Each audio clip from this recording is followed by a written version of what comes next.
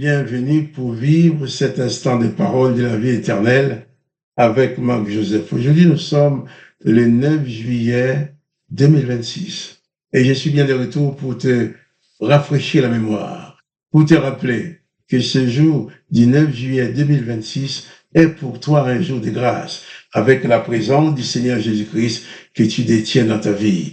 Avec Jésus-Christ, chaque jour est un jour de grâce. Chaque instant de ta vie est un instant de grâce. Car Jésus-Christ est le promoteur de la grâce. Jésus-Christ n'est pas un condamnateur. Il est le sauveur. Ce n'est pas un juge, un geôlier ou un accusateur. Il ne va pas aussi te piéger. Pour pouvoir te punir, non. Jésus-Christ est le sauveur qui dit à tous, venez à moi, vous tous qui êtes fatigués et chargés, je vous donnerai du repos. Jésus-Christ promet de venir dans ta vie et te donner du repos. Donc, quelle que soit la situation de ta vie, je te dis, pas de panique. Viens à Jésus-Christ, comme cette femme malade dont on a parlé hier, qui avait la certitude dans son cœur que si elle parvenait à toucher les bords des vêtements de Jésus, elle serait guérie. Elle l'a fait, elle a été guérie.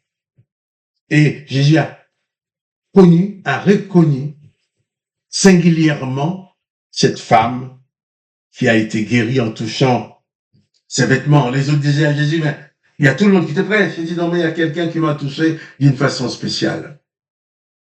Il y a des gens qui me touchent parce que c'est la foule. Mais elle m'a touché. Une force est sortie de moi pour la guérir. La femme se voyant à découvert va tout dire à Jésus. Et Jésus va lui répondre, ma fille, ta foi t'a sauvée. Jésus ne lui a pas dit, mais tu es une traîtresse, tu es traître, tu passes pas derrière pour me voler une guérison. Non. Jésus a dit, ma fille, ta foi t'a sauvée. C'est pour ça que je t'invite toi aussi à placer ta foi en Jésus-Christ. Je connais pas les difficultés de ta vie. Je connais pas les moments difficiles que tu es en train de vivre. Je sais que cette femme était malade avec une perte de sang depuis 12 ans.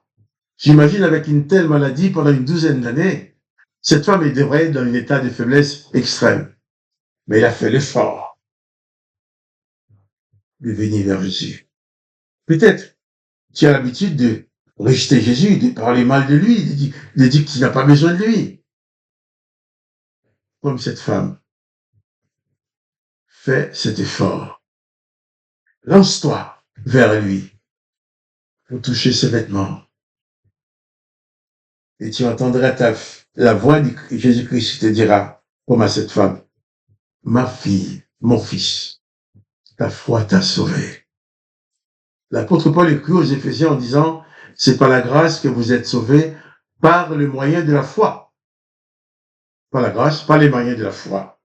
Place ta foi en Jésus-Christ et la plénitude de sa grâce te sauvera.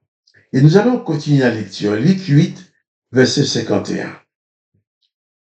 Lorsque Jésus fut arrivé à la maison, il n'est permis à personne d'entrer avec lui, si ce n'est Pierre et Jean et Jacques. Jésus prend Pierre, Jean et Jacques avec lui, et il prit aussi le père et la mère de l'enfant. Il y avait Jésus avec ses 3 disciples, le père et la mère des enfants, ils sont entrés. Tous pleuraient et se lamentaient sur elle. Tout le monde pleurait et se lamentait sur le cadavre de la fille. Ne pleurez pas. Elle n'est pas morte, mais elle dort. C'est Jésus qui parle. Lorsque Jésus fut arrivé à la maison, il ne permit à personne d'entrer avec lui, si ce n'est à Pierre, à Jean, à Jacques et au père et à la mère de l'enfant. Tous pleuraient et se lamentaient sur elle. Alors Jésus dit, ne pleurez pas, elle n'est pas morte, mais elle dort.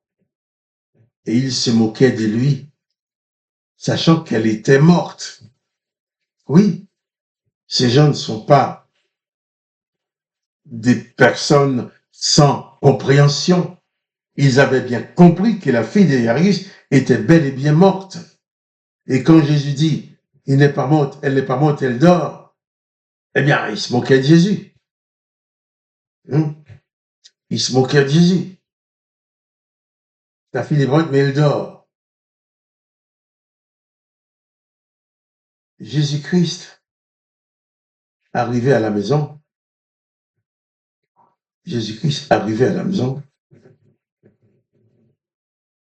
avant même d'arriver à la maison même, il avait sauté un verset. Comme il parlait, Jésus parlait encore. Tu vas chez les chefs de la synagogue, quelqu'un disant, ta fille est morte, n'importune pas le maître. Mais Jésus ayant entendu cela, dit au chef de la synagogue, ne crains pas, crois seulement, et elle sera sauvée. Voilà une parole de Jésus pour toi aussi. Ne crains pas, crois seulement, et tu seras sauvé. Jésus-Christ dit à cette femme malade, ta foi t'a sauvé. Et là maintenant, il dit à Jairus, ne crains pas, crois seulement, et elle sera sauvée. Mais Jésus encourage Jairus. Et lorsqu'il fut arrivé à la maison, il ne permit à personne d'entrer avec lui, si ce n'est à Pierre, à Jean et à Jacques, et au père et à la mère de l'enfant. Tous pleuraient et se lamentaient sur elle. Alors Jésus dit, ne pleurez pas, elle n'est pas morte, mais elle dort. Tu es peut-être dans une situation où tu as dit, de toute façon, c'est mort et c'est fini. C'est mort, c'est fini, il n'y a plus de solution.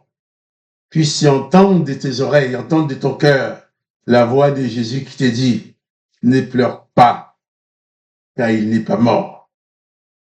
Tout n'est pas terminé. Jésus-Christ dit, elle n'est pas morte, elle dort. Et alors il se moquait de Jésus, ça sent bien qu'elle était morte. Il disait, mais il n'a rien compris. Elle est morte. Et il dit qu'elle n'est pas morte. Mais Jésus l'a saisie par la main et dit d'une voix forte, enfant, lève-toi. Et son esprit revint en elle. Et à l'instant, elle se leva. Et Jésus ordonne qu'on lui donne à manger. Les gens se moquaient. Ils se moquaient parce que Jésus disait pour eux des choses qui étaient impossibles. Jésus dit, tout est possible à celui qui croit. Et rien n'est impossible à Dieu. Nous allons revenir sur ces textes demain, Dieu voulant. Mais pour l'instant, je te dis, place ta foi en Jésus-Christ, crois seulement, et tu seras sauvé. Que le nom de Jésus-Christ soit glorifié, que toi tu sois béni. Quant à moi, Marc-Joseph, je te dis à demain pour les paroles de la vie éternelle.